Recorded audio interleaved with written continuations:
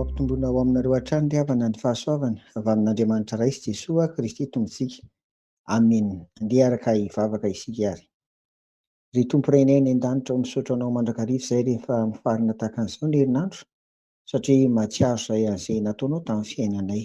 Misaotra ny amin'ireny Tompo, ary mino izay fa mbola hanao ny tsara mandrakariva eo amin'ny fiainanay ianao, koa tantany sy mino izay mba hanao ny sitraponao Tompo. Petraka eo am-pelantananao amin'ny fiainanay, amin'ny anaran'i Jesoa. Amen. Misaotra ny Tompo mandrakariva isika ry havana rehefa tonga tahaka an'izao ny sabotsy, satria andro izay iomanantsika ara-tsaina, ara-batana, ara-panahy, fa hiatrika ny fampiompivavahana isika rahampitso raha sitrapon'ny Tompo.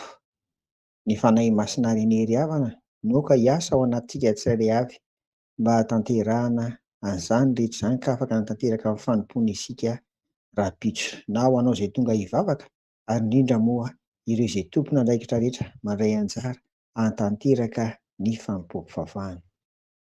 Ry havako, iray amin'ireo teksta hovakiana rahampitso ny Korinthiana voalohany, toko 2:15-4:11.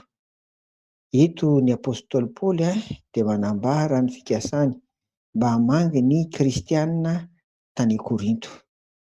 Manataka an'ireo kristianina ireo koa izy mba handray sy hikarakara ny mpitondra filazantsara tahaka ny Timoty. Fa iray amin'izay ambarany eto dia ny 2:11 izay tsenjerintsika koa amin'ity volana aogositra ity, vakiana amin'ny anaran'i Jesoa. Rehetra ataonareo dia atovy amin'ny fitiavana. Amen. Zava-dehibe ny fandrenesantsika an'izany tokoa ao anatin'ity fieritreretana ny lohahevitra hoe mifampahery ny mpino ity.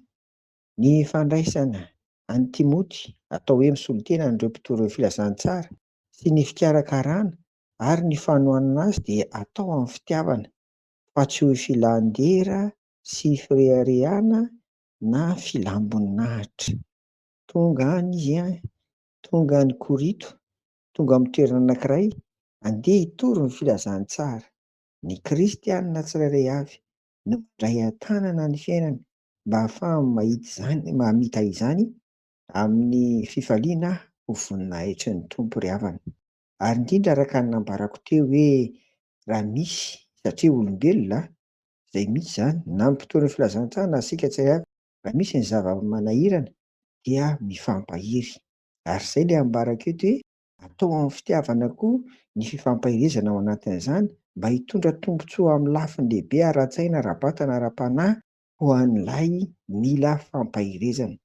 Koa dia iny anie ry havantsika ao anatin'ny fampiompivavahana rahampitso hiara-iongona ary hanatanteraka an'izany ka ho endriky ny fanavaozana ny fanoloran-tena no hanatanterantsika ny ity tsenjery ity hoe izay rehetra ataonareo dia atovy amin'ny fitiavana. Amen. Tsika dia miditra amin'ny sivy tahaka ny mahazatra ny fanompoana rehetra ry havako. Ndeha ary isika hiaraka hivavaka.